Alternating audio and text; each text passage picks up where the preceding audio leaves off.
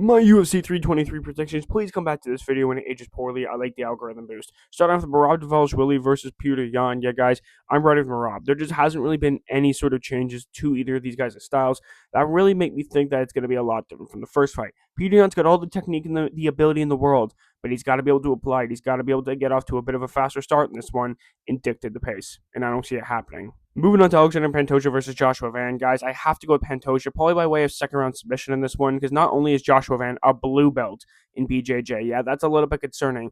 Not just that, we also don't know where his takedown defense is at. For all we know, it could be Jose Aldo level elite, but I cannot predict what I do not know. So I'm going Pantoja by sub on this one.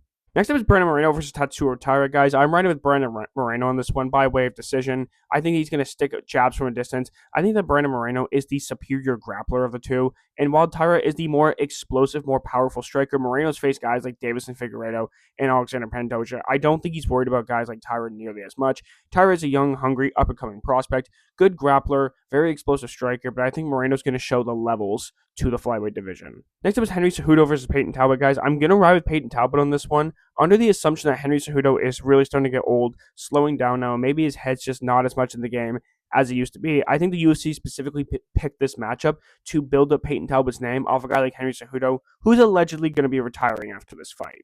And last up is Jan Blachowicz versus Bogdan Guskov, guys. I am riding with Jan Blachowicz on this one. Bogdan just really hasn't fought a guy on the level of Jan Blachowicz. I believe his toughest test to date was against Volkan Oezdemir, and yeah, he lost that one by way of submission to Volkan Oezdemir.